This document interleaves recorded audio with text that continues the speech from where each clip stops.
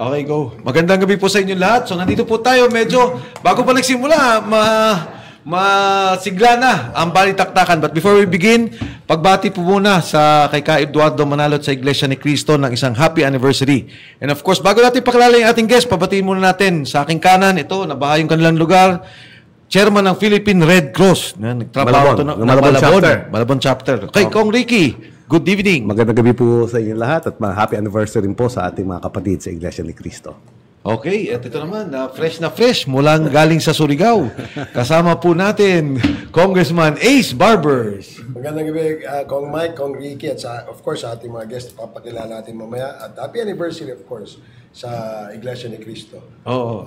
Sa kanilang 110th anniversary. 110th anniversary. Ito hindi naman nating guest. Ano to natin to? Sitting, suki na guest host. Guest crusher.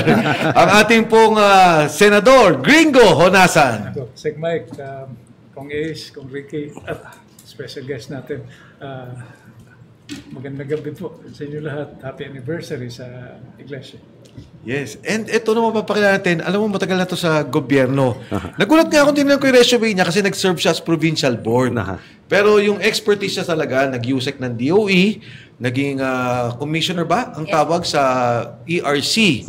And syempre ngayon naman lecturer siya. At higit sa lahat, siya yung host ngayon ng Rafi Tulfo in Action. Kasama niya dyan yung gwapong-gwapo nating kaibigan, si Freddy Villamor. Pag nagtandem. Parang Beauty and the Beast.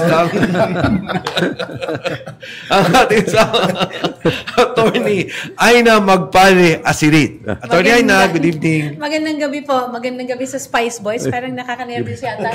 Mga karap ko, ang popogi na, ang guwapo, ang tatalino pa. Alam mo, Mike, nung nakita ko yung biodata ni Ma'am Aina, nagulat ako parang nakaka-intimidate Isipin mo, nag-serve as an elected official, pagkatapos graduate ng law, pagkatapos ERC, pagkatapos Chief of Staff, Clerk of Court, lahat na lang pinagdaanan ni Ma'am Aina. Nakaka-intimidate, kaya kayo, wag kayong lolo-lolo dito kay Ma'am Aina. Tatlong branches ng gobyerno yun, executive, legislative, tsaka judiciary. Tama.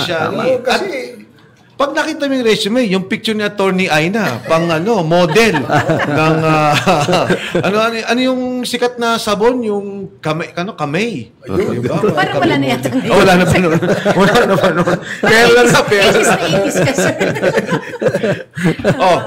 Sige, simulan natin. Kanina pa tayo nagkwekwentuhan. Actually, ang dami namin pinagkwentuhan ni Attorney Aina. Tapos ngayon kanina, okay, shoot. Unang tanong. Sen, ikaw na una magtanong kay Attorney Aina. Huwag lang algebra, sir. Ma'am Aina, wala po. Para gusto ko kasing i-address yung audience natin, no? Sa Eneria po. Saan tayo nanggaling? May energy development plan ba tayo? Dahil ang pagkaintindi... i-share ko na lang sa inyo. Kung Ace, kung Ricky. Wala naman akong kaalam-alam sa energy. Ginawa akong chairman ng energy nung lingkod ako sa Senado. Ang pagkaintindi ko noon, yung energy development policy ni President Ferdinand Marcos Sr. Nagtapos nung panahon ni dating Pangulong Cory Aquino. After that po, parang kukunti ang mga kababayan natin na nakakaalam kung ano na nangyari. Actually, tama po kayo. Nung panahon po ni President Marcos, it was actually Geronimo Velasco, who actually had the blueprint. And even until now, it's a very useful blueprint because ako po naniniwala ako na ang enerhiya po is not static It's a living document. Kung may plano ka, it's a living document. You have to constantly update, upgrade, and be aware of what the needs are for development. So, meron po tayo sa Department of Energy, it's the policy-making body, meron po tayong tinatawag na Philippine Energy Plan, which is an all-encompassing. Pag sinabi mo energy, pati gasolina, lahat na po yun. And then, we have a power development plan, which specifically will deal with the needs ng mga consumers for electricity. I see. So yan na yung mga megawatt. Tayo lahat magiging PEE nito, parang electrical engineer. Yan, tama. PEE, parang, kung sa Bisaya, sir, MA, murag engineer. It's really quite a very difficult and technical topic. Pero dun po tayo. Bago mo nang patuloy, you have to be gentle with the four of us. Yes. Ngayon po, parang kaming natututo, parang seminar on energy development. That's right. Opo. So, but I saw the Alcusi document na meron siyang up to 2040. Ito ba yung kapareho ng programa at gagawin ni Secretary Popo Lutilla? Na, by the way, is a very, napakagaling na updated sekretarya. na po yan. Kasi meron na po tayong 2023 to 2050 Okay. na Philippine Energy Plan.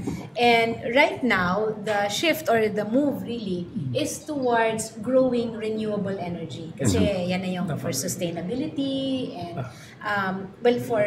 in terms of prices, hindi kasing volatile ang renewable energy as compared with conventional energy na nagdedepende sa mga world geopolitics. Kasi pag renewable, hangin. Naman yan, araw. So, kumbaga, pinakababayaran mo yung infrastruktura, which the cost of which can be levelized over, and alam mo kung magkano. Yes, so, in short, yes, go ahead, Sen. So in short, ang energy development plan natin should not be too dependent on variables we cannot control. Yes, okay. Yes, that's the idea. Ganito po, ma'am, interesting. Huwag ko niyo akong pagtatawanan. So tinanong ko yung mga eksperto. I will not name them anymore. Sabi ko, ano bang kailangan malaman ko? Chairman ako malay ko, I'm just an ordinary soldier. Sabi niya, Sen, ganito lang yan, ha? Dalawa lang ang measuring device mo. Steady supply and reasonable prices. Yun ang sukatan ng lahat ng gagawin natin sa energy natin. Opo. Is that a valid? That's true, sir. Actually, basic economics, demand and supply. Because demand and supply is going to dictate your price. Yes, ma'am. Lalo na, hindi naman tayo mayaman sa indigenous resources. Opo. And halos malaking, yung pagsipa ng presyo, nakita natin in the last 2 years. Dahil yun sa world or geopolitics, di ba? Tumaas, dahil nagkagera, tumaas ang presyo ng coal na siyang nagiging input on our power plants. Tumaas ang dollar. So may tama tayo sa pagpalo ng presyo ng coal, sa pagpalo ng presyo ng dollar, idadagdag ko pa para makarating yung coal dito, transportation. And then yung transportation, oil. Yun ang So, masyadong maraming gumagalaw na presyo. Go ahead. Meron akong tanong kay Ma'am Aina. Alam nyo, talagang pagka tumataas ang crudo or ang dollar, mapapanood mo kaagad sa mga news, no, nagrereklamo ang consumer. And ang tanong ko is, ang Pilipinas ay isa sa pinakamahal according sa data, no, dito sa ating parte ng mundo. Is it because of the system that we have in generation hanggang makarating sa consumer, or is it because yung method natin of producing power? Ano nagpapamahal ng ating... Backtrack muna ako, sir, ha? Okay. Peso per kilowatt hour as of June 2024, statistics ng Department of Energy, and you can find it in their website. The Philippines is actually second to Singapore sa pinakamahal. Okay. Ang Singapore, June, ha, para lang may reference point tayo, nasa mga 14 pesos retail rate. Tayo nasa mga 12 pesos. Okay. Bakit ganon? Tayo kasi, among other ASEAN countries, walang subsidy. Wala tayong subsidy na nakukuha across any of the component factors.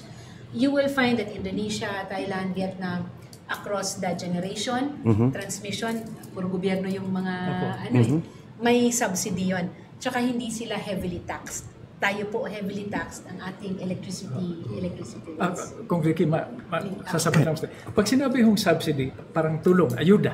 Yes po. Yung kumbaga parang discounted na kaagad yung cost ng oil, cost ng coal. Kasi Indonesia, sa kanya yung coal. Yung ganyan. Doon sa tanong nyo, sir, ang tanong nyo kasi is, sa sistema ba ng pagpapresyo?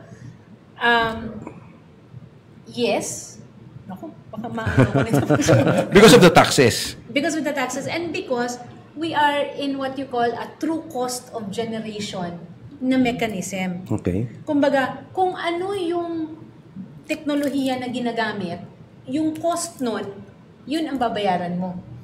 Ano na kasi tayo, sir, nung nagkaroon ng EPIRA, na unbundle. Tama. So makikita mo na ito ang cost ng coal plant, ito ang cost ng hydro, ito ang cost ng geothermal, ito ang cost ng gas.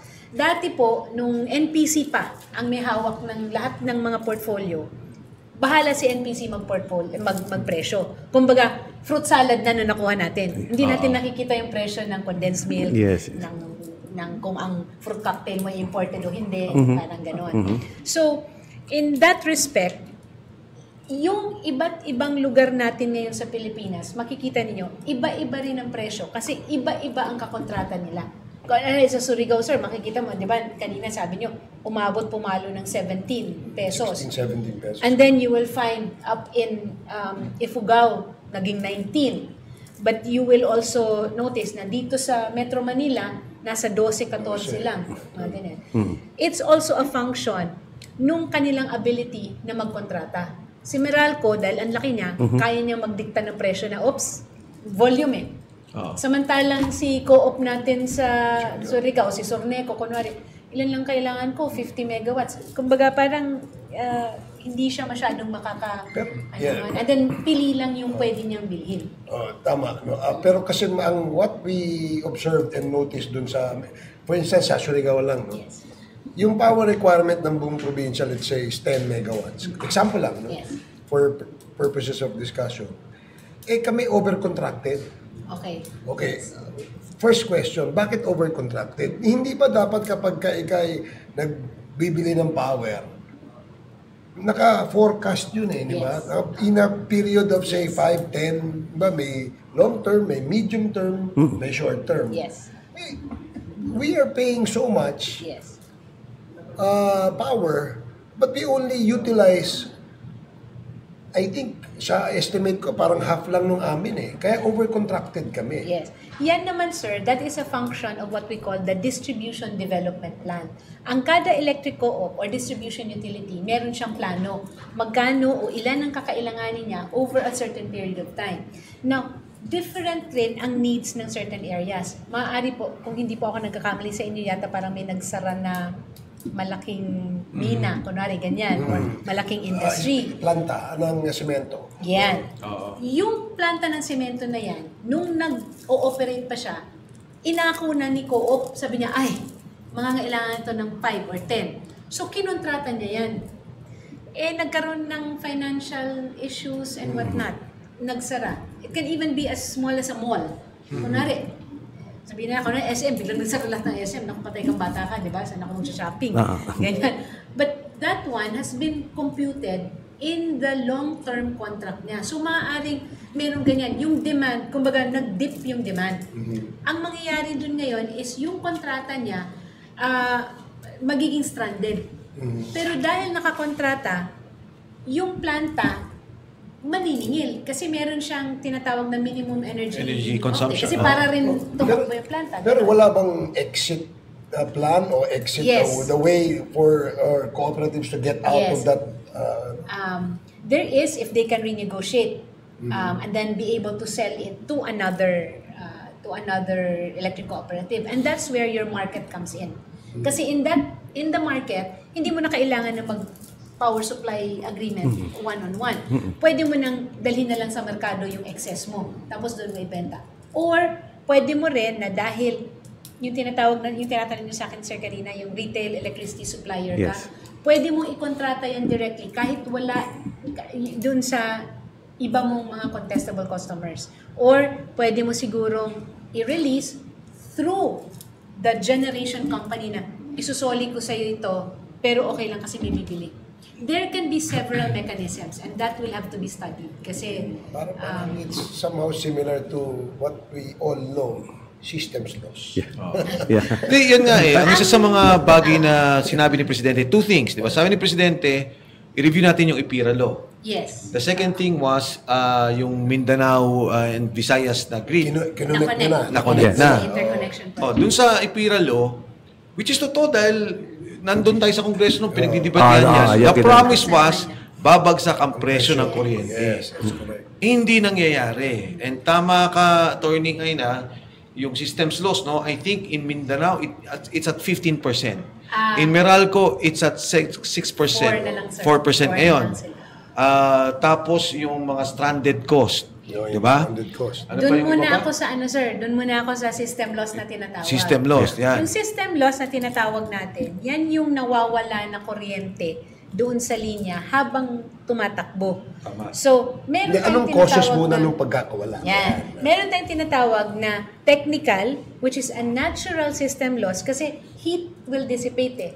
So, kung malayo ang tinatakbuhan niya, Mas malaki ang system mas loss. malaki ang mawawala kung hindi siya mag-upgrade ng infrastructure niya. Yes. That one now is a function of the ability of the electric utility to upgrade yung kanyang mga sistema. Kasi meron naman tayong mga tinatawag na mga technical solutions, capacitors, o yan na, nag-PE na ako para electrical engineering. Mga substation, i-upgrade yan. So that's just one, yung technical. Yes. No? Sige. Ang isa pa, sir, is yung nakaw.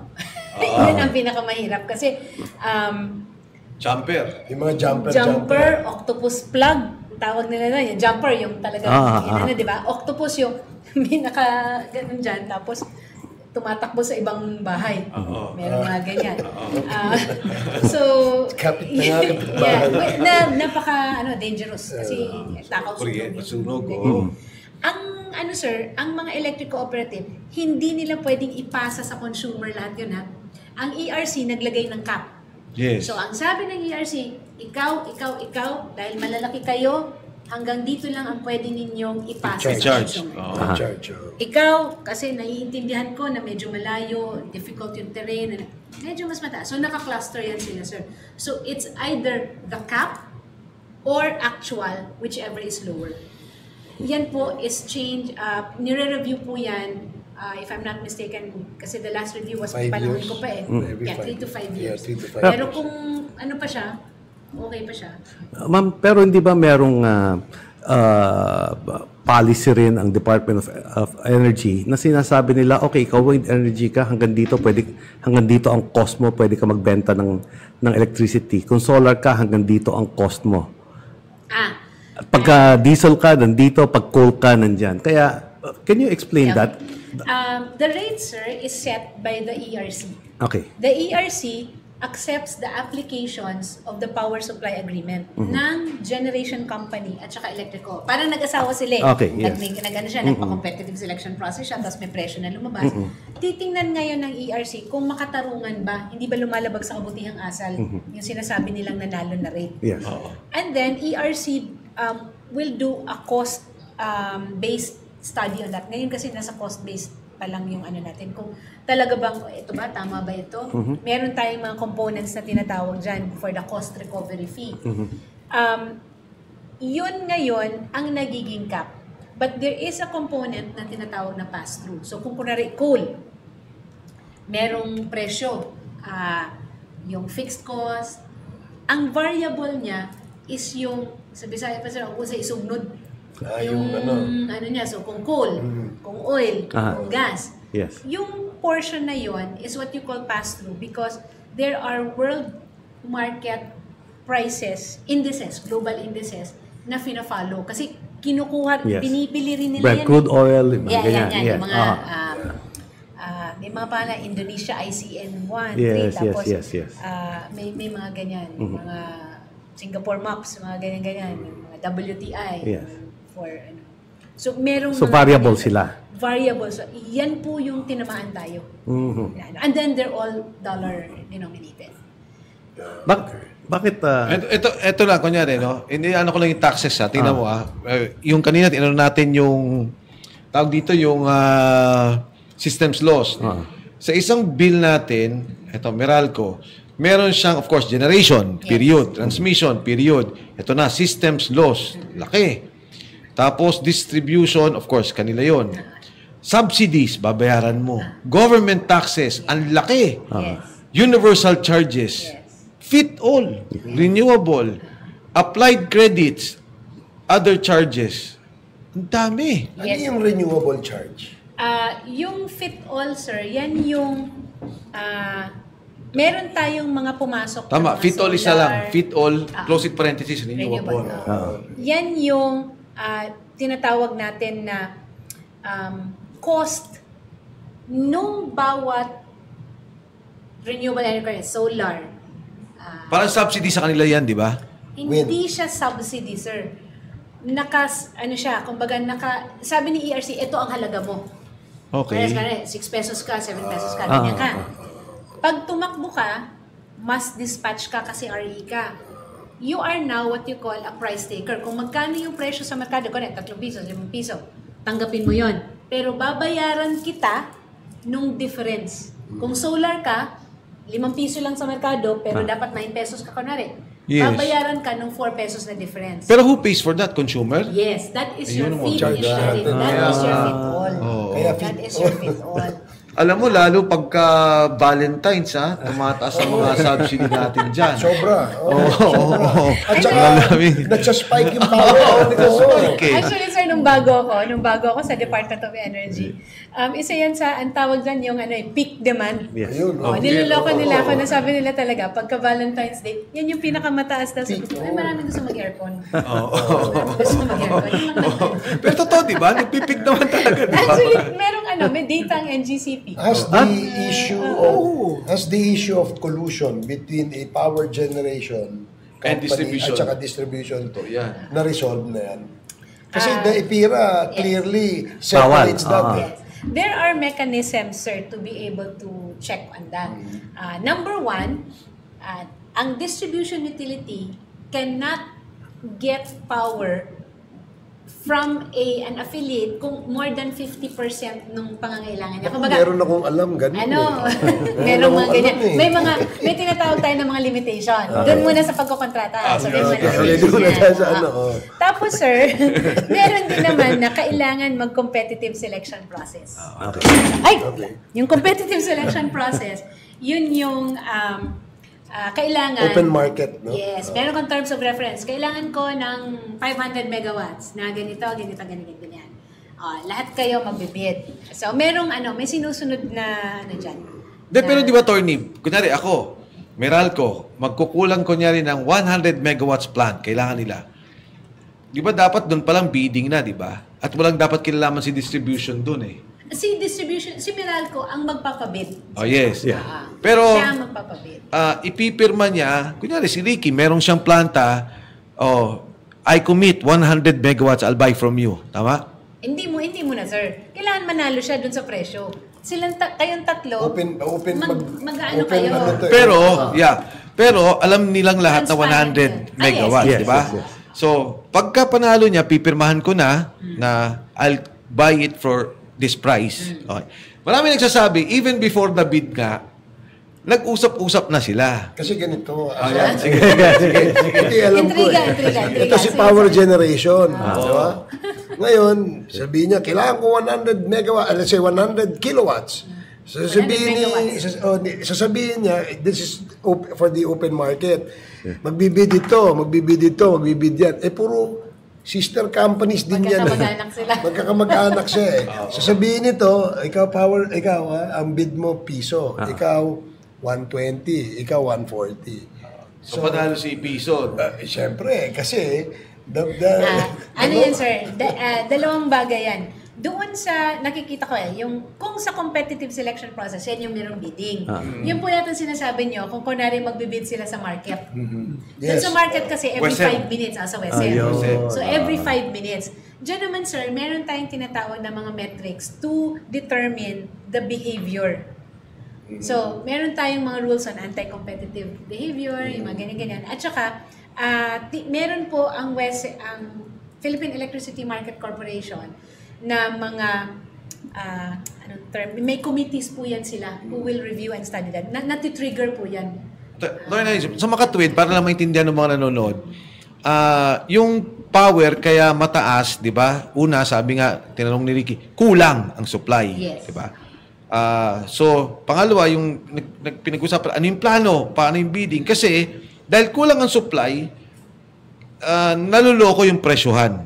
I mean, if there was an oversupply, hindi na magkakaproblema Hindi naman siguro sa naluloko yung presyohan, sir. Pero kung mas maraming gustong magbenta, mas mura. Okay. Kasi, pangatlo, sir, ano ko lang Yung kuryente kasi na nilalabas ni Meralco para dumating sa mga bahay natin, ang pinagkukunan niya yan, kontrata at saka yung merkado.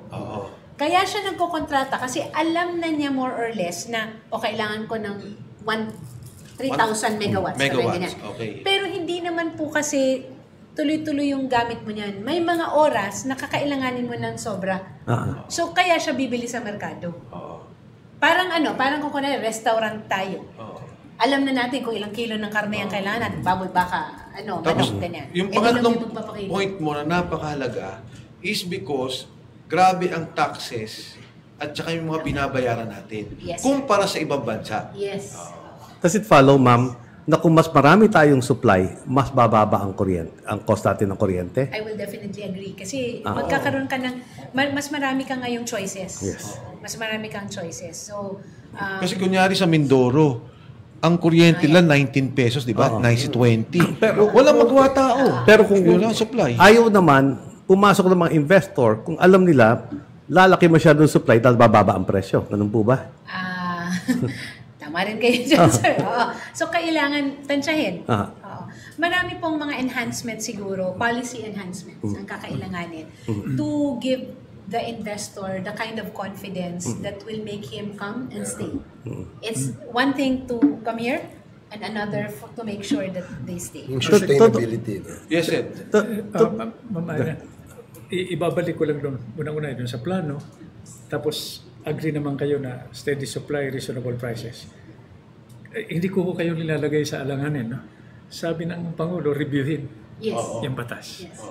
Kung kayo po ang gagawa ng rekomendasyon, ano sa batas ang re-reviewin para yung mga nanonood na nakakaranas ng ganitong sitwasyon, guminhawa ng konti. Ngayon, doon sa foreign investors, napapag-usapan ho namin noon na ang sabi nung iba, one factor is predictability policy. Bagong presidente, bagong direksyon. So, pwede ho bang kasama yun sa performance audit natin ng batas? Dahil historically, ang pakiramdam ko lang ito, akin lang ito, we have been doing the same thing with or without the law, the same thing over and over again to the detriment of public interest and expecting different results. So, babalik ko. Kung kayo po ang masusunod, pero kung ayaw niyong sagutin, ano ho ang i-recommenda ninyo na tutukan at reviewin? Kami hong apat, galing na rin kami sa separate branch of government, no? Para pag nagkaroon ng pagkakataon, itutulak namin ito as part of our advocacy. Siguro po ang unang-una is to determine or to make a determination that energy projects are of national significance. Okay. Kumbaga, dapat national level. Kasi hindi ko minamaliit na yung wala ng partisipasyon ng local government units. Pero just because they are located in a particular locality kasi, hindi naman ibig sabihin na sila lang makikinabang. Yes. But they are subjected kasi to a lot of uncertainties in the local level. Kasi napaka-strong ng local government autonomy natin. Meron kang LGU, the taxes, meron kang the IP, permits, meron kang DNR. The indigenous people. Yung mga, environmental compliance requirements natin. So, with that, hirap ang mga investors na, kung kailangan kong usapin. Ganun. So, tinutugunan naman, sinusubukan na tugunan po yan ng DOE at saka ng ERC. Pero mahirap. Kasi nga, nauna na local governments, they have their own taxation, and then mga permitting requirements, ganyan. But if we will be... Yes. Sabi ho ng mga abogado at abogada na nakausap ko, ang tawag ho nila rito ay regulatory capture. Imbis na pabilisin, plus digitalization, lahat na, technology at lahat, parang hindi naman sinasadya. Pero parang ginawa natin sa sarili natin. Nag-isa tayo. Ginisa natin. Pinahirap natin, pinatagal, imbis na pabilisin. Kasama ho ba yan sa iniisip ninyo? Yes. Kung Surigao at Malabon niya, mabilis yan. Surigao at In fairness. Overcapacity nga sila, di ba? I think it's also logical na gawin talaga, kailangan ma-define ano yung national significance projects. Yes. Kasi you have to craft a law that will exempt yung national significant projects doon It will sa be carved out. local government regulatory capture, as Senator puts it appropriately. So, isa yun, Pangalawa, doon sa power industry, it was divided into three, di ba? May generation, may transmission, at saka may distribution. Among these three, pwede siguro, instead of subsidy ng national government doon sa generation, ba't hindi na lang natin bawiin yung transmission? And we all know that is the most lucrative portion of the power industry. Kasi highway lang yun toll, nagbabayad ng toll. Captured market yun ika nga, di ba? So, doon natin pag-aari ng gobyerno yan at wag i-charge ng malaki kumpara sa charges na pinapatong ng... Sa lahat ng problema, generation at distribution. Transmission, medyo tama ka, highway lang Hindi masyadong problema yan. Kasi kulang ang power generation natin sa bagong bansa. Teka, patapusin natin Tony Aina. Ang sinabi niya una, sabi niya yun nga, it should be considered as of national significance. So, ibig sabihin, yung mga ibang problema lilit, sana itabi muna yon. Ano pa? Pangalawa po, siguro kailangan na ibabalik ko doon sa sinabi ni Sir na yung predictability. Kaya lang, it will touch on yung sinasabi naman ni Sir na bawiin. Because remember, that was a law. Binigyan ng prangkisa, binigyan ng concession agreement, there was a law passed. And that law was passed by a different administration. Yes. Now, if you change yung kumbaga, kasi ang power kasi sir, hindi siya yung isang bagsak lang. It will really span different administrations. Wala tayong choice. It evolves. And it evolves. So, I think that kind of certainty and predictability is something which the investors, whether local or foreign, will look for. Ma'am, dagdag ko lang sa which reminds me, yung predictability. Joint Marine Seismic Undertaking. JAMSU. Yes. JAMSU. GMA. Ngayon, maganda sana. Ang tanong sa akin, ba't hindi itinuloy? During that time, long term. Yes. Kahit na tapos na yung term ni President GMA, maganda ito National priority ito. Power. Di ba? Disincentive sa investors. Ang tanong sa akin, bakit i-aparador muna natin yan, iba naman ang asikasuhin natin? Is that a valid observation? Hindi ko lang alam. So, hindi na ako familiar masyado.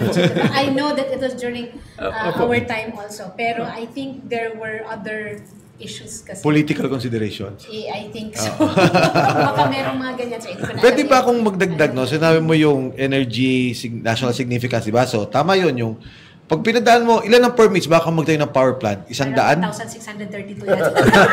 I would think. I would think. Kasi dadaan ka muna sa barangay. Dadaan ka sa munisipyo, sa LGU, business permit, city planning approval, land use approval, daan ka sa DA, hindi yan daan ka sa... Anyway, so siguro, yan natin. Sekmay, kayang pigilin ng barangay. Ground level pa lang yun, Hindi, itong distribution... Yung indigenous people pa. Ikaw, lecturer ka ngayon sa distribution utility, makikita mo, ang iba-iba. Minsan may magaling na distribution utility, merong iba naman. Hindi ba dapat i-nationalize na lang yan? Yung electric cooperatives po, 1969 yan, panahon ni Vice President Pelaez nung naipanganak ang mga electric cooperatives. There is a move to privatize. It's actually in the IPIRA. Hindi, huwag naman i-privatize, i-nationalize lang. Ay, sir, parang hindi na kaya ng national government na ang kinimpayan. It is too costly. The business itself. Okay. It's too costly. Okay. Kung management agreement na lang. PPP with the national, for each. Privatize siya, pero ownership pa rin Ayoko, sir. Tapos ibibigay mo sa LGU. Remember, your LGU will change every 3 years. Okay. It cannot be an economic enterprise with a sustainable future kung at the mercy of... Tapos, ngayon nga, issue na, di ba, na ang mga nauupo na direktor, mga appointee ng local. I mean, national. They Mas changed the mahal pa plans, nga tumakbo na director ng electric co-op kaysa maging konsehal sabi nila. Totoo yan. Totoo yan. Alam, meron akong gusto. In some areas. Yes. Gusto kong balikan kanina yung tinanong ko kay Ma'am Aina about the cost of electricity. Dahil meron tayong coal, meron tayong iba diesel generated, and siyempre meron tayong renewable energy, meron tayong geothermal energy, no? Hindi ba mas maganda, or do you think that the future of the Philippines is really going towards renewable? Kasi kanina, sabi nyo, may peak hours sa Meralco. Okay? Sa araw malakas, sa gabi medyo mas mahina ng konti. Kaya may price differential din yan di ba? Pero pagdating mo sa diesel, yung mga diesel plant sa coal plant, tuloy-tuloy ang karga mo ng fuel. Whereas tong renewable energy, hangin lang to Okay? O kaya yung hydroelectric, tubig lang to O kaya yung geothermal, labas lang na labas. Yung araw, o yung solar, mga araw lang. So, relatively, ang fuel cost is very, very low compared doon sa ibang kan. So, do you think that we should go that direction para mapalaki natin yung supply natin ng electricity and at the same time not be dependent on the variables that you were talking a while ago? General answer, di ba parang nagbabar? I will say yes. Because conventional energy is finite. Mauubos yan Renewable energy, hindi mauubos. Now, it depends on the technology that you use para ma-harness mo ng mabuti yung renewable energy na yon. Cost-wise, tama kayo, free. Libre ang hangin, libre ang Yung infrastructure, however, para ma-harness siya, para magkaroon ka ng turbina na madaling umikot, para meron kang turbina na madaling ng tubig, or or solar panels. Yes. So, yes, I think, ako sa ka lang I mean, hindi naman tayo mga scientist, pero parang doon patutungo ang mundo na bakit ka magre-rely on fossil fuel that has a finite quantity. Opo. Ma'am, with your permission. So, Kompo, habang tinitiis natin itong dependence natin, diba, dapat meron tayong long-term na plano. Transition. Ngayon, then it becomes political security. Totoo ba yung service contract 63? Okay. Pero ako nag-exam. Hindi nga ako sigurado dun sa 63. Basta sabi nung ibang bansa na nagkaka-interest sa karagatan natin, wala kayong technology, pahiramin namin kayo. Wala kayong financing, pautangin namin kayo. Saka na pag-usapan 60-40, 50-50. No? Meron kayo niyan source. Natural gas, which is higher in level than oil, no? Sa hindi conflicted areas. Yes. Baka pwede niyong pag-aralan dyan para wala tayong away. Yes. Di ba? Yun yung long range. Dahil habang tinitiis nga. So, dapat may short, medium, and long-term plan. Yes. I just wanted to get that assurance. That's very correct, sir. And there really is short, medium. And that's why we have a transition mechanism dapat. Kasi hindi naman pwedeng i-abandon na lang natin lahat ng conventional energy, di ba? So, merong gradual and transition. And you're right, gas-fed plants are actually part of that transition process. And you're also correct, sir, napakamahal para mag-drill. Parang oil rin yan. Yes. Oil and gas. At baka walang tamaan. Okay. Idagdag ko lang, ma'am, no? Bataan Nuclear Power Plant. Yan. Okay. It becomes political na naman, no? But I don't want to put you in a spot. Kung tinuloy natin yon, would we be in the same situation? I mean, I'm sorry to inflict this on you. It's okay, sir. I've been inflicted with it. Just as on a, yung walang halong mga... Objective. Politika. Objective. Ano sabi mo kanina? Science-based. Okay. Ang sabi po ng... Science-based, data-driven, cost-benefit, risk-benefit. Yan. So, management. As is, where is, kunwari na gano'n. That would have been a very big help. Yes. But then again, we cannot supplant naman our judgment. Then hindi natin, wala tayo dun. At saka hindi naman tayong decision makers. But a nuclear power plant is 7,000 megawatts? 1,200 yung yun. 1,000. Yung sa Bataan. Yes. 1,200. There are latest technologies that provide more efficient o modular tawag nila, di ba? Meron ng modular, maliliit. So could be better than this one kung gagawin. Well, apparently, I'm a member of the Committee on Nuclear Energy sa House. So, ang chairman, si Congressman Mark Coangco, is really aggressively pushing for the return to the study by the DOE Kasi parang nung una hindi pinapansin eh. We have an existing plant. We've been paying so much billions of pesos in this plant without even producing a single watt of power, di ba? Sabi nga nila, isang bumbilya lang sa guardhouse lang ang umiilaw doon. Okay. We're paying. In fairness, well-preserved. We're paying.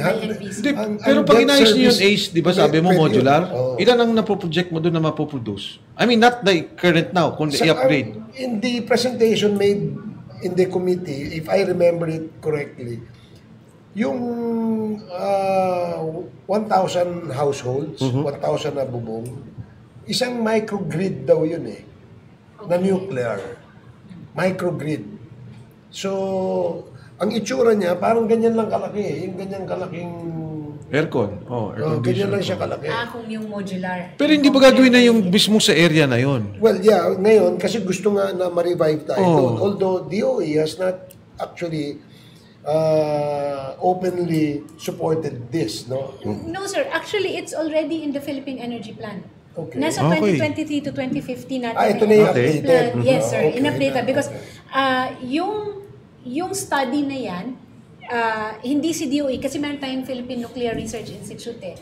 And then, meron na sa House, napasa na ninyo yung bill, yung mataas para magkaroon ng Independent Regulatory Authority for Nuclear at saka yung nuclear program. Okay pala. What it needs now is for the Senate to have its own counterpart or to adopt that bill. But in the Philippine Energy Plan, meron nang nakalagay na 1,000, may projection na 1,200 megawatts of nuclear power by 2032. And doon sinabi ng Presidente na if whatever decision will be made that will move towards that reality is going to be science-based, taking into consideration cost, of course, and then the preparedness. Yung 1,500 ba? 1,200. 1,200. Ano lang yun? I mean, projection. It could be higher. Yes. Sir, yung 1,200 by 2032, pero may nakalatag rin na by 2040, kumbaga parang yung pag-evolve ng ano na. Go if everything... So, sa makatwid na sinasabi na Attorney Aina, from now, 8 years from now, yes, dapat meron na tayong nuclear power. Kung ma-follow yung protocol in the establishment of nuclear power. Attorney, mabilis na tanong. With nuclear power coming in, ang laki nung binibigay niya, 1,000 plus initially. Tingin mo, ano ang cost? Wag na lang yung magiging mix. Ano yung magiging cost ng kuryente pag nuclear power? Math na naman yan, sir. More or less. Kasi sabi sa akin, 2 pesos 50 cents. Bababa talaga, sir. But 1,200 is nothing compared to the 14,000 which we actually need. Wag na yung mix. Yung siya lang mismo. Magkano? 2 pesos? Right now, sir, I think parang less pa nga yata yung... Right now, sabi ni when they made the presentation, they estimated it to 4 pesos, including... Wow. Ito na, bayan pero ano na yun? An retail rate na yun, sir. Retail na yun. Retail na yun. Ang laking bagay nun because Vietnam is only charging 6 pesos eh. That's why... Lalo na sa Laos. Ang Laos is only 3 pesos or 4 pesos from their dam. Kasi lahat sila nuclear. Too big, yes. But ang question ko is, what is now the projected energy mix? Liliit ba yung ating coal dependence? Palalakihin ba yung ating solar or wind? Sir, for renewable energy, ang target is to be 35% by 2030 and 50% by 2040 for renewable. So, ganun talaga. Yan yung nakalagay na... Okay. Di ba sabi nyo, sabi yung, kasi yung, kanina nagkikwento kami alam mo, sabi ko yung coal. And it's not to sound politically incorrect. Ang punto ko lang, bakit ini-impose sa atin yung coal emission when hindi naman tayo ang pinaka-madumi ang nagko-contribute sa akin? In fact, wala man tayong 1%, di ba? In the total, carbon emission. Di sabi, 4 pesos ang coal, nagdoble ng crisis 8 pesos. Pero solar now and wind is probably about 10 to 12? Hindi po. Ang solar, bumababa na siya. Ngayon, dahil magaling ang technology. Magkano siya, ma'am? Meron kami nakikitang power supply agreement doon, mga nasa 2 something lang eh. Oh, wow. Okay. Ang wind? Ang wind, if I'm not mistaken, parang nasa 7 or 9 yata. Parang ganun yata. Hindi, parang inaano ko lang kasi, if, of course, pero wind na onshore yun, sir. Onshore. Yung offshore. Mas malaki. Mahal pa. Parang may study na parang nasa 15-16. Yeah. Pero Mas hindi mahal. Parang inaano ko lang, parang basta yung planta, yung coal, maganda yung technology, hindi madumi, may pumapasa naman talaga eh. And yung kasi ang tinamaan naman talaga tayo, if I'm not mistaken, was the fuel. Yes. Nung nagkaroon tayo ng problema sa Ukraine, tumaas ang presyo ng gasolina, sa pool lahat. Even coal tinamaan, not because of coal. Yeah. Tinamaan because of yung freight charges, di ba? So, parang nandiyan pa rin ako sa sorry pero yung coal sa akin, we're now at 30%. So, akin, okay lang. Maintain mo yan or pataasin mo yan. Then, develop the renewable source. Kasi, siguro, sir, yung inaano ninyo is that it will never be lost in the mix. Parang yun ang Yes. hindi yan Kasi, mawawala. Meron pa rin kasi kailangan mo pa rin ng conventional energy. Kasi until and unless battery energy storage also, the cost will go down. In terms of balancing the system, yung conventional energy is still a component. And I think hindi mawawala din talaga yung coal because we are expanding power. 'Di ba? So madadagdagan lang tayo ng mga renewable pero the existing base that we have now, I doubt if they will just disappear kasi mahal-mahal magpagawa ng isang power plant ngayon. totoo. Hindi ba? Kaya kung meron man na mas mababang cost ng electricity, yun na yung madadagdag sa mix natin. Tama. Sec Mike, idagdag ko na po, ma'am. No? You mentioned Secretary Jeronimo Velasco. Yes. I had the privilege of talking with him. Yes. Sabi sa akin, across the board, the rule is you gotta pay for it. Okay. Through cost of generation. Cost. Yung cost, hindi lang financial cost. No? It's a balancing of interest. You want this, you have to pay for it some other way. Diba? So, yung mix will be driven by yung sinabi natin kanina, short, medium, and Yes. Oo. may pagdadaanan talaga tayo na short-term cost of a long-term benefit. If we are serious we pay about for it. pursuing a good, a well-crafted energy development policy and plan. Kasi nakita ko sa Mindanao, for example, wala akong nakikitang coal plant sa Hulo, Sulu, sa Tawi-Tawi at saka Maguindanao. Ang lapit naman ng pagbibilhan ng coal. Sayang naman kung magkakaroon doon, bababa kuryente. And ang BARM ngayon, ang isa sa pinakamataas. Sec Mike, mamain na, with your permission. No? Sa tiga Bicol po ako eh. Yes. Ayan pala. Tiwi, Okay. geothermal. Yan, Hindi ko alam kung up-to-date pa rin data ko. Geothermal, sabi noon, ang tanong ng mga Bicolano sa akin, bakit ang mahal ng bayad namin sa kuryente? Kasi hindi Ang yun sagot, ang kontrata transfer price. Ibabalik mo muna ron, ibabalik sa'yo. You will be charged for it, no? Hindi lang din, sir. Hindi yun ang kakontrata ng distribution utility nyo. yes, Yun kasi yun. So it's National. cheap nandun sa bakod mo, pero hindi yan ang kakontrata mo. Yes. For the longest time, they were buying from the market. Merong ganyan eh. So, iba ang nakakontrata. So, iba ang nakakakuha ng mas mura. Saka ma'am, sabi sa akin, the Philippines was very peaceful until the Bicolanos came. So, ma'am, actually, kung may magsabi sa iyo, magtatayo ako ng power plant dyan sa probinsya mo, bababa ang kuryente ninyo sa probinsya. Hindi totoo yun. Merong component naman na totoo yan, sir. Okay. Kasi, Agus. Agus, sir, hindi. Dahil yung planta na yon, meron tayong tinatawag na, meron siyang ambag, may ibabalik siya. 1 centavo per kilowatt hour of sales goes back to the host community. Okay. And that one is used by the local government unit for electrification, livelihood, and then environmental projects. 1 centavo per kilowatt hour. Pero ano yun? Yung aangat-akit muna, ibabalik sa LGU. Hindi. Ano sir, diretso na yun ngayon dun sa barangay.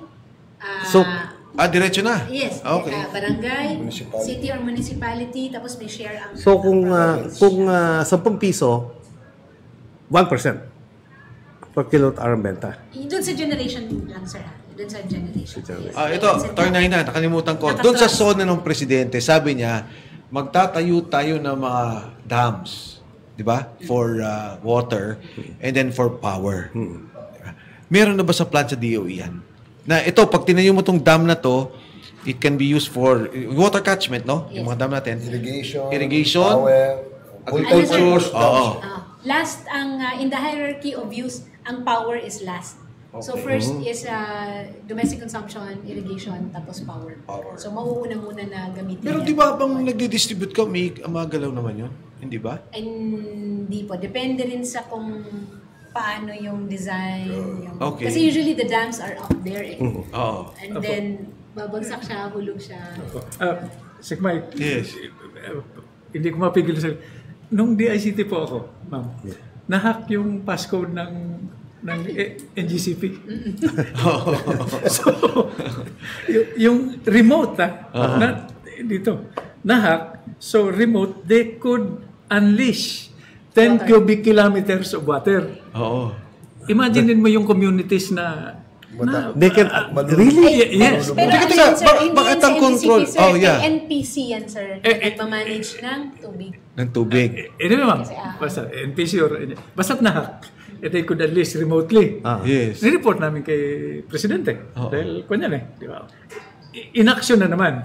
Di ba? During our time. So, ibig sabihin, ang punto ko lang, ma'am, is incorporated sa planong yun, yung security aspect also. Yes, of course. Of course.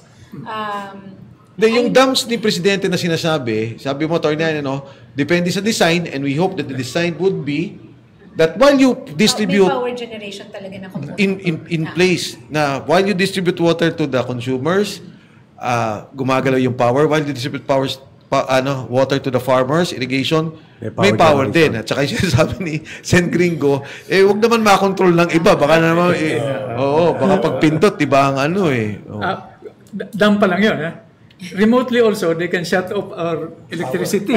Yes. So, merong kang card, gusto mo ng pera, pero ang kuryente. Okay. Now goes back to the point of Kong Ace. Sabi niya yung ownership, di ba?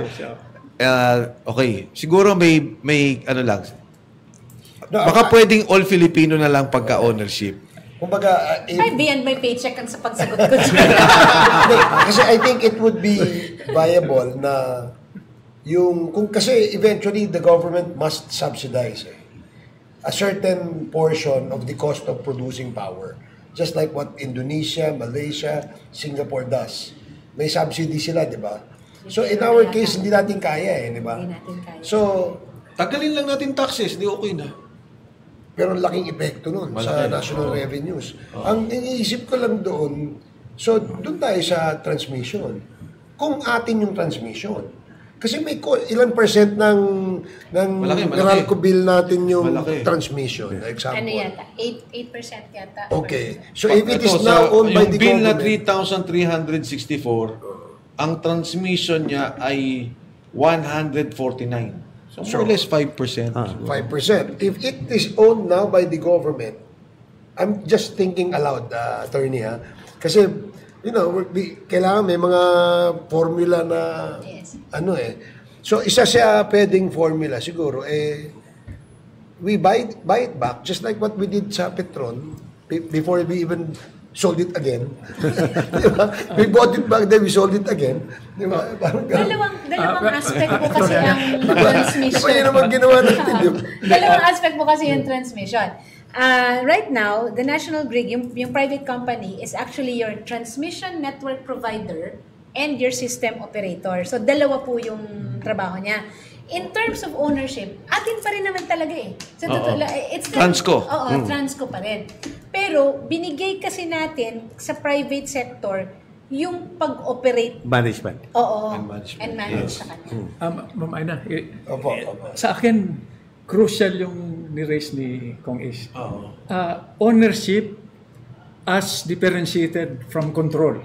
Yes. Sa akin, ang essential is control. Ownership, to me, based on our history, does not connote all the time control. Yeah, that's true. Pero yung kay Kong Ace kasi totally take over. Ako naman, agree din ako sa kanya to certain degree, pero tama ka may mga private sector involved, may mga banks involved, So parang sa akin, following yung points niyo, Senator and Kong Ace, pwede namang Filipino company. Kasi nga, pagka naglagay ka ng foreign company, again, it's not US or China, yung binabanggit yung problema, baka lumalabas pagka nandyan yung control sa grid. So, yun lang yung akin. In a certain extent, agree naman ako. Pero wag naman agawin mo. Pero kung ang issue natin, sir, security, tama kayo yung ownership does not really even, not even control. Kasi tinan niyo yung nangyari dun sa, bansa ito, na blackout sila lahat. I mean, and that was state-owned, State-owned, Pero, so, I think we need to siguro upskill or yung ating ability to secure ang ating And analogous to that, no? If the office of the president from the data is being hacked. Oo. Kumilik na. Ma'am, huwag niyo naman kami takutin. Tsaka ina-attack Oo nga naman. Ina-attack constantly di ba? AFP, PhilHealth, ina-attack. May yung mga dark web. Di ba DICT mismo was hacked? Yes. So, if the DICT na-hack, paano pa kaya yung ibang... ito na lang, sir. Yung CrowdStrike, yung mismong security ng internet. Nagkamali. Sorry. Hindi na may nagkamali sa pag-upload. Yan yung sa Google. Yung nangyari. Sabi na naglilinis daw pero hindi na sabi na may nagkamali ng upload. So, yung inaan natin, di ba, yung energy, yung dam na ginagawa ng presidente, tapos yung nuclear power pag-iisipan. Kasi, one of the promises of the president yan Sabi niya, ibababa ko yung kuryente. I don't think, tama ka naman, ang hirap din naman ipangako agad, bagsak tomorrow, di ba? Pero ito yung mga steps na kailangan gawin. And I think, dapat siguro sila SecPopo, sabihin na nila, ito yung nuclear program, simulan na natin.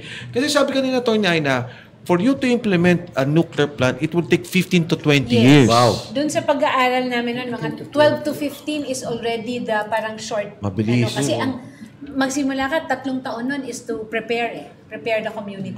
Pero dahil nga, meron lang nauna tayo, upgrading lang. So, ang projection mo ngayon, 8 years. Well, yan yung nakalagay sa natin. Kasi sa by program. 2032, naka-indicate na siya doon as a capacity. Okay, from the Congress side, ginagawa nila yung trabaho nila. They did the resolution, they already... we passed the bill. We passed the bill. Yung regulatory framework nung implementation arm ng Philippine Nuclear Program. Okay, so ang hinihintay natin is Senado. But even without the Senate, anong nangyari ngayon sa executive? Hindi ikaw Attorney Aina. Kung may update ka lang, anong nangyari ngayon sa executive? Would you know? Hindi ko alam, sir. But with the statement or pronouncement of the President, I'm assuming that they're already looking at sites or looks like reviewing existing. Parang meron Diyan ba sa hearing ninyo na pag-usapan niyo yung mga earthquake yung nangyari sa Fukushima? That was a major concern. Sige nga. Apparently, sinagot yan ni Chairman Mark Coangco na with the new technology now, there are more safety measures and features of the plant. So new technology, meaning kailangan tayong magtayo ng bago. Hindi pwedeng yung existing na ngayon. Yun ang natin. I think that's the direction of the... Pero alam mo, Attorney Aina, yung luma natin ngayon has an existing blueprint. Kasi Korea to Doon sa Korea. So nakita, para bang kumbaga sa kotse, yung Toyota Corolla, nakita mo yung pag-upgrade. So, I think, hindi naman ito magiging masyadong complicated as bago ka talaga magtatayo. Siguro, sir, ang magiging issue din dyan is, kasi it takes time to manufacture. Yung kasi hindi naman yan na off the rack mo lang bibili ko ano man kailangan na gawin. So, siguro yun, the fabrication of whatever else is needed to retrofit or re-engineer certain components. I think doon, kasi syempre production time, tapos parang in terms of even renewable energy, ganyan din Okay. So, mga ganyan. So baka nandoon yung time element na kailangan. Ito, para sa kanina tinanong ni Kong Ace to, ano yung connection ng kuryente sa grid na pinagdikit mo Visayas Mindanao? Ano maging epekto? Bababa? Hindi rin? Sana. Parang may assurance na may power. Una, sir, it's the ability of the electricity na tumakbo. Okay. Na kung saan. Ma-energize yung mga rin areas. Oo, may pinoint At out dahil sa inyo, over. Pwede nyo ibigay sa Mindanao. Pwede. Pero may babayaran kang highway. Yun. So meron kang tinatawag na line. Hindi ba dahil may connection ka na, you can outsource your electricity doon sa mas mura? Yes. Oo, meron kang So may line. chance Yes. na bumaba At saka talaga. especially for the two islands and then the other connected na mga So, Visayas, Mindanao, assuming you have a geothermal plant in Visayas, in Leyte. So, malapit siya sa Mindanao. So, pagpasok niyo sa Mindanao, may source ka ng Maria Cristina rin. Pero marami pa rin coal at saka diesel sa amin. Pero kasi sir, ako again, I would like to say that the most expensive power is no power at all, di ba? So the fact na na-connect natin lahat yan, assures you na may tatakbuhan yung na linya, yung kuryente. Now, as to the pricing, it's really a function also of location. May toll fee ka, kumbaga, na babayaran. But it now gives you more ability to, tama kayo sir, na ang gusto ko, puro tubig. Or, Ito nakita ko, Atty. Aina. Binibilang ko kanina, inisa-isa ko yung power plants. Dami! 80 ata sa Luzon, 70 sa Visayas, 60 sa Mindanao. Ganun? yeah, more than 300 plus. Magkaroon ka lang ng 30 power plants dito, di ba? 2 megawatts. Sabihin mo na, kaya mo ng isang power plant na 1 mega. 1 mega. Mag-30 ka lang na nuclear power plants. Sobra-sobra na. Ang Japan, 35 ang nuclear power plants. So parang, di ba? Well, of course, it's something that has to be worked on. Meron akong gusto tanongin kay Atty. Aina. May nakausap po taga-UP. Okay, kasi there was a time, iniisip ko, paano mapapalower ng local government yung cost of electricity?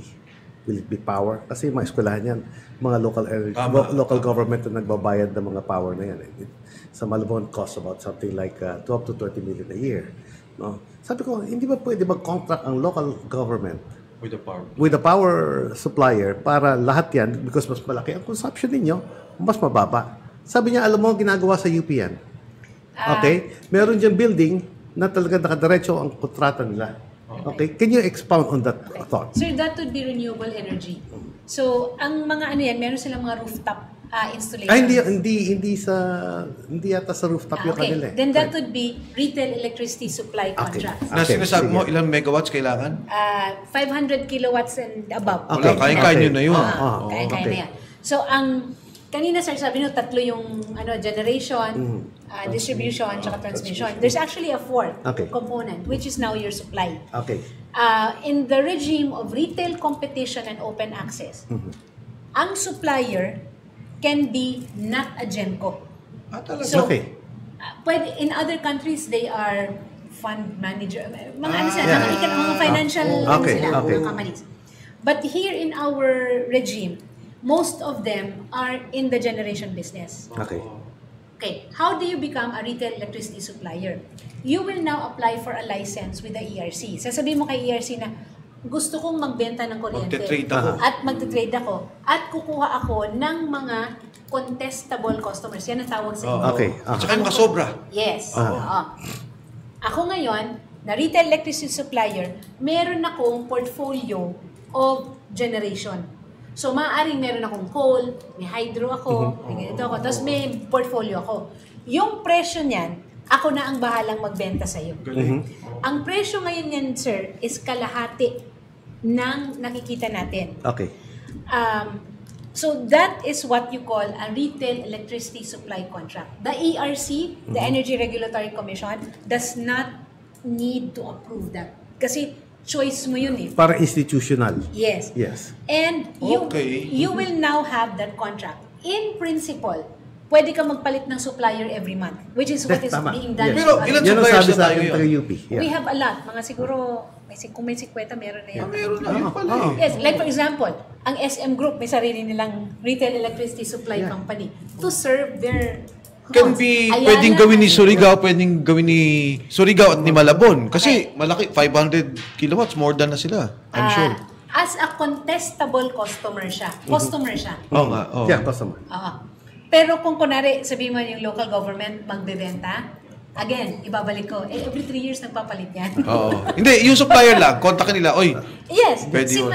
Si Malabon. Pwede na niya ngayon Ang ganda nga ng kanya because yung cost ng fuel, the cost ng electricity ng mga school, ng city hall, ng mga barangay. Yes. Okay, lahat yan nagagaling sa Meralco. So if you will have that kind of arrangement, pagkatapos makakat mo by at least 25% yung cost mo, napakalaking bagay. Wala nang approval ni ERC, bahala na kayo mag-usap. Meron lang kasing template ng contract. May mga minimum requirements lang na nandun. And it's really up to the contestable customer na, sige, okay ako, 1 taon tayo dyan. Kasi mas mura nila ibibigay sa'yo pagka mas matagal. But dapat merong opt-out. Sa amin, ang ginawa ni Go, yung buong Capitol, lahat naka-solar. Wow. Ano naman yun, sir? Maganda rin yan. Pati yung lahat ng district hospitals, naka-solar. Yes. So, they invested, nag-invest sila, then they're now recovering it. They're saving more than 50% of what they used to spend. Yes. That one, that is renewable. Yes. Magaling. Tapos, ang kakontrata ninyo na nagtayo niyan, siya yung magme-maintain. Mahalaga na ma-maintain. Yes. Si ano yan? Governor Lyndon Barbers. Kuya ko Kuya, Kasi lagi niya sinasabi, ako yung kuya eh. Di, tsaka pawisin si Gobe. At least ngayon naka-solar, matipid ang kuryente. Mas maganda pa yan kung lagyan nyo ng battery component. Para kahit gabi, nakaka-produce. Ako naman sa bahay ko, meron akong solar. So yung excess ko, binibenta sa Meralco. Mina-minus nila sa... Ang tawag sa'yo dyan, sir, net metering. Yes, net metering. Magkano natitipid mo na? Ang laki. Malaki. Kunin ko yung ano mo, kontakto. Sir Mike, tanong ko lang po. Kung Ricky, tinatanong po ba yung academe? Ma'am, I was going to ask the same question. In this plan, was the academe consulted? Dahil I was thinking in terms of reducing the conflict of interest input to that plan. Naranasan ko po itong DICT ako. Gusto naming i-connect, connectivity. Pag tinanong mo yung local government, ang tanong, hindi naman sasabihin sa'yo ng harapan ilang ba botante dyan? Pag tinanong mo yung local di ba? Saan ba tayo kikita dyan? Kaya pag tinanong mo, pass yun. Now, mamaya ko pa sana sasabihin to, pero education po. Ba? Yung pinakaliblib na lugar. Bigyan mo lang ng gadget, solve mo na yung problema ng medium at content. Alam mo yung tanong na lang, power source. And we're talking about our next generation of citizens and leaders. Yan rin, sir, yung na-mention ng Presidente in his zona na yung microgrid systems. Because tayo kasi as an archipelagic country, marami pa tayong tinatawag na off-grid areas. So hindi, you have your entire Batanes, Catanduanes, Mindoro, Tawi-Tawi. In the Visayas, we have Bantayan, Dinagat. Camotes Island, Dinagat, yes.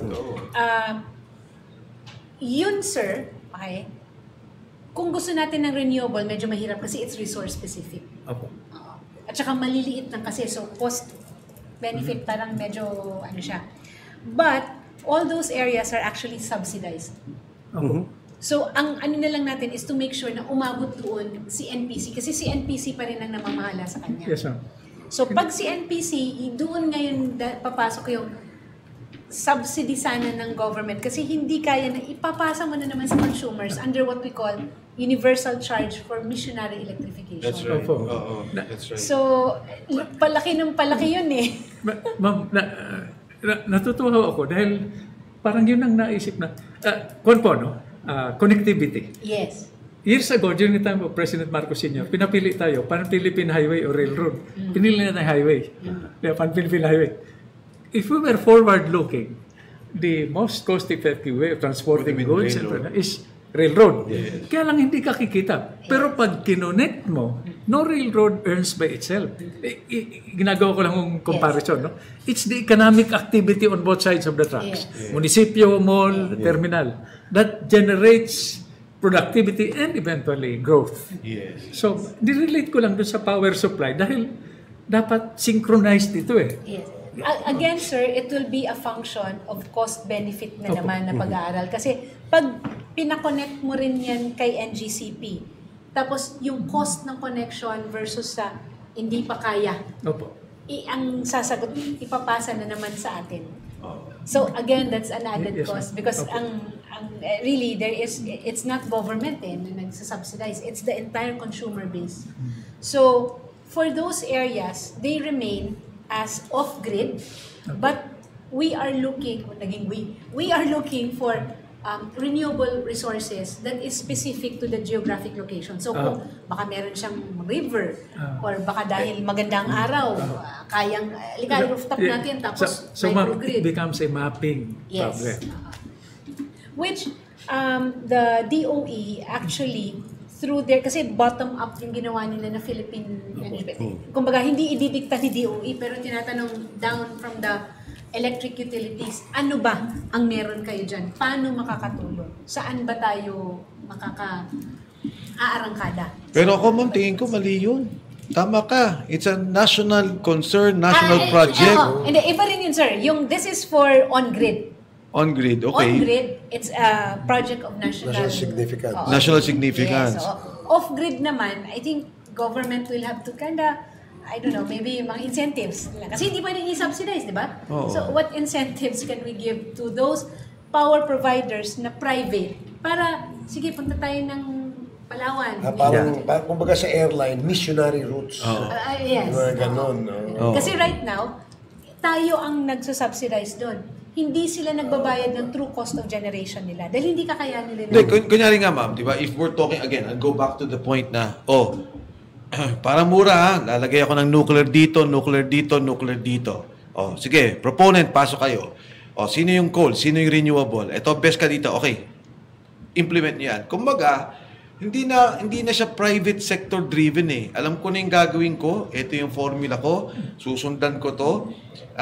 Of course, may private sector support. But if not, government can do it and have private manage the project just like what we're doing sa Transco NGCP na si Kong Ace nga, iba pa rin ang pananaw niya doon. But ako, parang sige, kung hindi nyo gagawin yan, gagawin ko na yan, i-manage na lang privately. Then the EPIRA will have to really be kasi sa EPIRA, di ba, bawal na ang government na pumasok. Hindi naman. Ang ano ko lang naman, ma'am, is ito yung gusto kong program, ito yung requirement ko, nakaprogram ako. Private sector now is invited to come in. Okay. So, I don't want 240-50 plants in the Philippines na ang lilit ng capacity, ang gulo-gulo ng pricing, hindi ko makontrol nangyari. I would rather isang setup na buo, di ba? And we bring down the price. That's where the power development plan comes into the picture. Kasi dahil location-specific nga ang mga resources natin, kahit naman yung mga planta, sir, hindi naman sila kung saan-saan lang na gustong tumayo.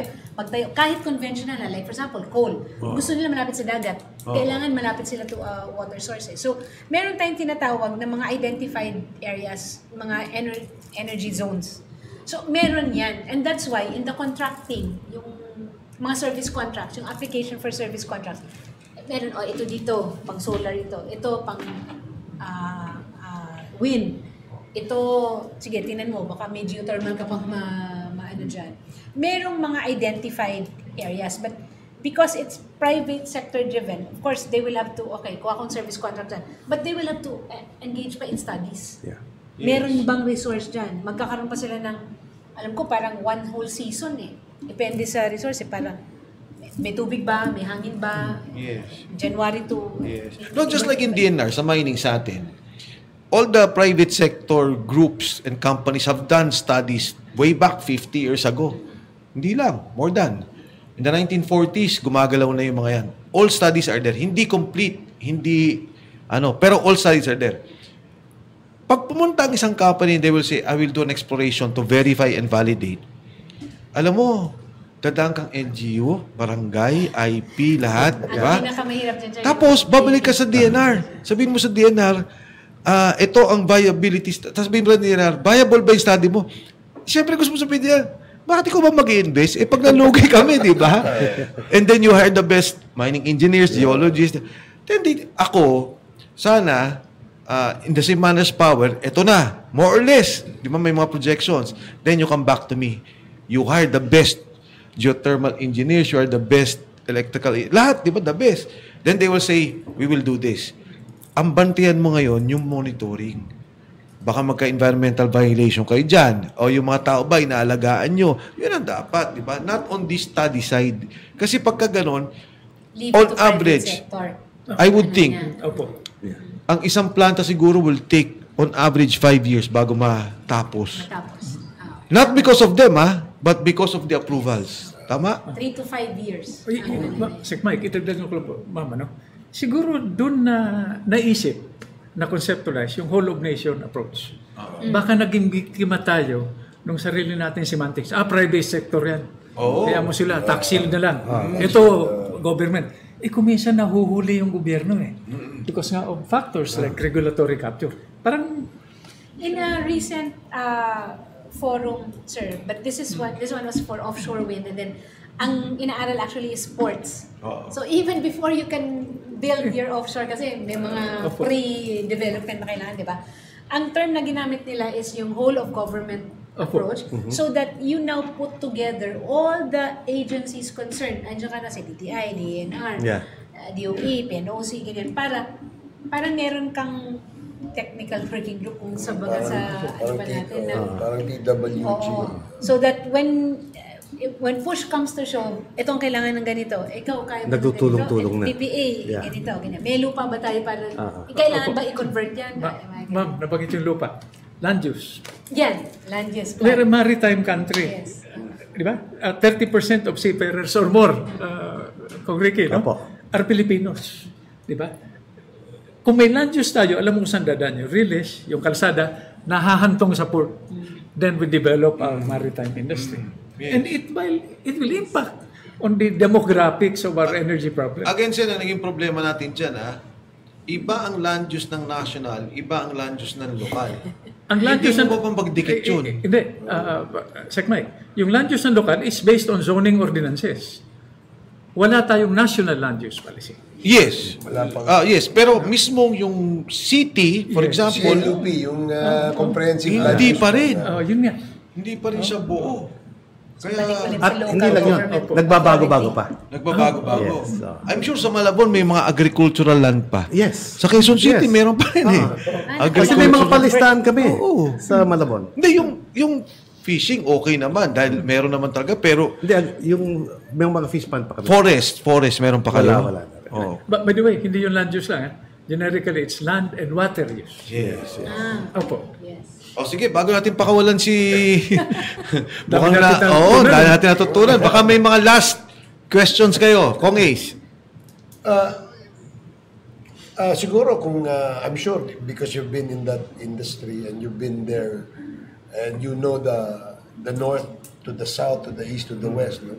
Siguro it would probably give me as a legislator ngayon, baka meron kayong draft ng bill that you may want to propose if you were Ako na sasagot niyan. Sige. Bibigay ko yung number ni attorney sa'yo. Para, tapos bibigyan ka niya, libre. Attorney, libre. It's already in the Committee on Energy, if I'm not mistaken. Okay. So the EPIRA amendments. Hindi, pero yung mga tanong-tanong, alam mo naman, pag may mga detalye dyan na technical, di ba? Attorney, ano bang ibig sabihin Kasi ito? ikaw nag-draft ng attorney. Ay, hindi po ako. Sino nag-draft ng DOE po amendments? nanggaling yan. But it was a concerted, parang in consultation, DOE, ERC, the energy family. The whole sector. Yes. And then even getting inputs from private sector. Kasi nag-consultative, rin yan, bawat agency na yan. Pero ang mahirap lang dyan, sir, mukhang hindi siya kaya na isang buo, parang ang gagawa ng batas, parang forever yan. Walang forever. Ang tingin ko, i-prioritize. Allergic si Kong Ace, pag pinasok na naman ng mga oligarchs, baka yung batas na naman na yan slanted towards, nothing against business. Pero pagka na naman nagkaroon ng oligopoly, no? Or hindi naman monopoly, oligopoly, kawawa naman yung bansa, di ba? Inipiral law, talagang grabe. Nung debate, nandun kami. The influence, yung mga ako kasama ko doon. Pina-observe pa sa akin yung California. Sabi nila, the most successful privatization. Pagpasa namin yung batas, after 2 years, bumagsak ang California. Sabi ko, ito yung ginaya namin. Parang, parang walang kasagutan yan. But I think, it will have, I know that the DOE and the ERC, the Energy Family, I think they were asked to refine and then parang prioritize kung ano yung mga pinaka-amendments na dapat i-prioritize. Sige, wag na tayo dun sa EPIRA amendments kasi ginawa na ng DOE yun. Okay. Yung idea mo na national significant projects. Yan. I think there's a necessity to craft a law. There was... Because the objective would, excuse me, attorney, to exempt yung mga ganitong national significant projects from the politics tsaka yung continuity and facilitate the permitting process. Pagka itong project na to dapat in 30 days lumabas na yung permit na yan. Naku, wag din yan. Talagang tanggalin mo na yung iba. Yung lumabas in 30 days. Minus yan na yung yung mga maraming dadaanan, no? Siguro, let's say, you cut down, assuming there are 100 agencies na dadaanan, ngayon mo lang 20 or 30 offices lang ang dadaanan niya. Tapos, within a period set by law. Diba? Set by law. Kumbaga, wala na silang kawala doon. Pag merong sumablay, hindi nakakomply, alam mo sino accountable. The DOE has what they call the EVOS. It's the Energy Virtual Application System. It tries to bring in all. Pero yun nga, kasi may kanya-kanyang sistema si DNR, si NCIP. Medyo, at least kung siguro, for IT. Ang gagamitin para mas mapabilis. Yung pag-submit, yung ganyan, di ba? Maraming mababawas na oras. Actually, ma'am, yun ang sinasabi natin. Pero ayaw gawin ng bureaucracy. Dahil limitado ang appreciation. Tingnan mo, ma'am, to mag-apply yung power plant. Sasabihin lang, mag-apply ka ng area status clearance. Di ba? Ito, kung isa, hindi to pananadya. No. So, in-apply mo, sabi nila, clear. Walang problema. Land yan, okay. Sabi ng LGU, pumunta ka ng DA muna kung talagang hindi yan agree. Sincero. Tapos sinabi niya, hindi, pumunta ka muna ng DPWH, baka may project dyan. Naku, yan na. Nagkagulo-gulo na. Yun lang proseso na yun. Isang taon na yun. May ano ka pa? Ka-up? May sugar pa. Sa air. Sa air, may coconut pa. Meron ako last question ka, attorney. With the situation of us right now being one of the highest electricity rates in Asia, ano sa tingin mo ang quick fix solution na ngayon pa lang, with the bureaucracy that we have now, we can fix in order to lower our cost? Unang-una, sir, matuto tayo magtipid ng kuryente. On our own. Okay. Yung hindi lang yung I mean like, little things like, i-unplug mo yung electric fan because it's called a phantom load. Okay. Yung mga TV natin na nakapula, pero nakapatay, may yan. Yung mga... talaga? Yes, sir. Yung mga nakapikit ka pero naka-on ang telenovela. Tapos pag pinatay ng anak mo, sasabihin mo, huwag mo papatayin yan, nakikinig ako. Nanay ko, ganyan naman. Ako yung telenovela. Kasi I start with the self. Yeah. Sa akin kasi, magsimula sa sarili natin. It's a very good point. Yung mga, diba? And then, secondly, if we can, siguro mapalapad natin yung prepaid. Kasi it works. Tama. We've seen the... Kasi, kunwari, di ba tayo sa cellphone natin, postpaid tayo. So parang wala tayong pakialam kung tumawag. But sa pag-prepaid ka kasi, mas conscious ka sa ano mo. So, namomonitor mo. Yes. Ang problema lang kasi sa prepaid is it's also expensive to roll out. Yung capex requirement yan. But, it's artificial intelligence. Yes, at saka, pag naputol yung signal, huwag ka naman singilin. Hindi naman. Or baka manakaw yung load mo, yung mga ganyan, di ba? But those are all technical, function of technology, di ba? Yes. So that's another thing. Kasi nababawasan din yung system loss. Yung solar na pinagkikwento nila. Yes, and then that one, our ability to integrate renewable energy in microsystems.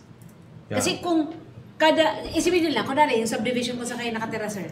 Kung lahat ng mga household ninyo, meron kayong mga some kind of solar. May solar, hindi na kayo kailangan lumabas sa subdivision nyo. At saka, tama yun. Tsaka, hindi dadami bata. Kasi pwede na nilang... Tsaka lagi Hindi may na, ilaw. Lagi may may ilaw na eh. Pero yung sa isang banda, lalakas ang tubig. Yeah. Actually, kung Mike, hindi namin naintindihan yung mga pinagsasabi. So, yan sir. And then yung net metering, yun nga, yung pwedeng palaparin pa yon. Tapos yung retail competition and open access, yung retail electricity supplier, di ba? Because when you are conscious of the consumption, and then you find ways and means, pwede ba parang video? You find ways and means to, and those are small steps, but put all together, that's maybe 20% of what, masasave mo. Actually, Kong Ricky, back to basics now. I believe in this. Yes. You cannot give what you do not have. Yes. How can we stand on a platform and advocate this if we cannot even turn off the electric fan? Yes. Tama. Minsan talagang galing sa atin.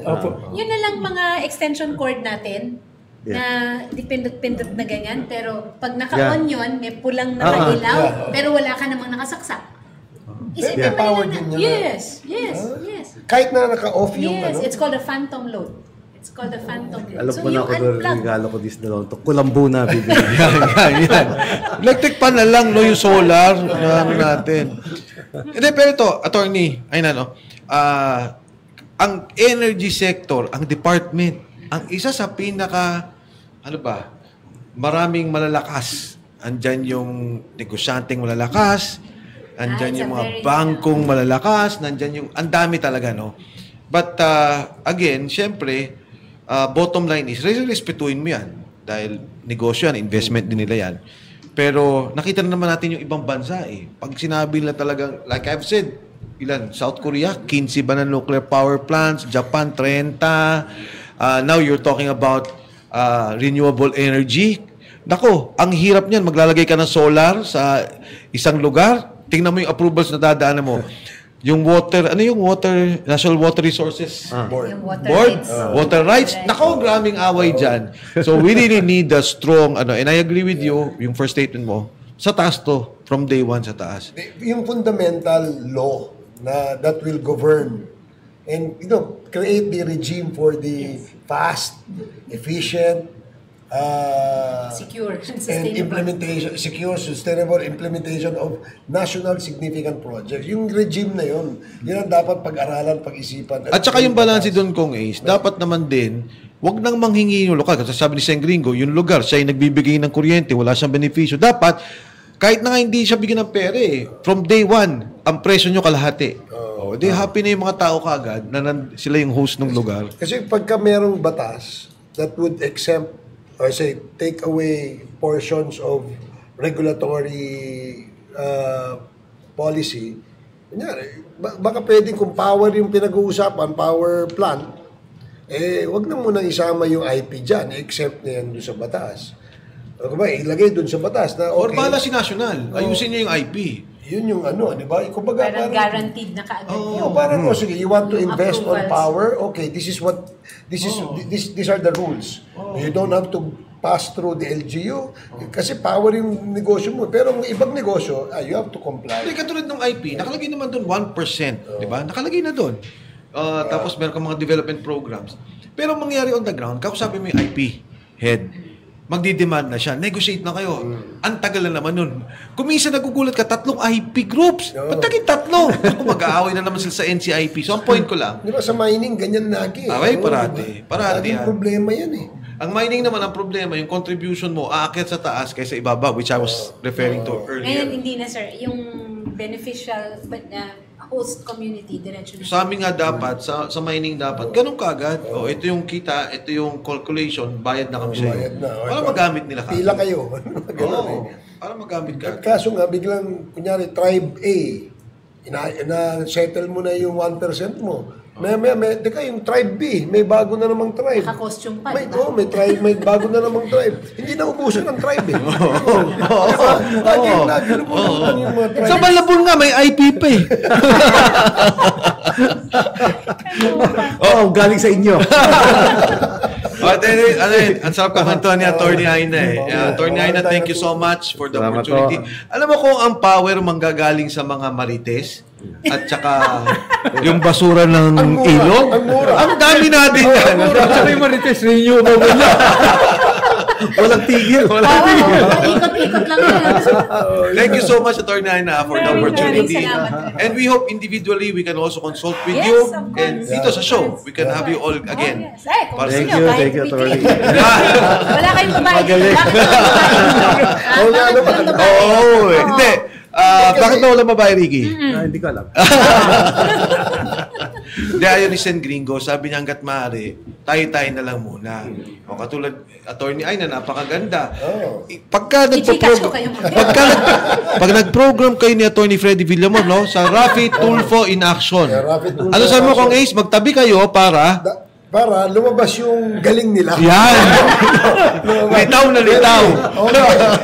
So thank you again and good evening, Atty. Aina. Thank you po. Magandang gabi po sa lahat na Magandang nanonood. gabi.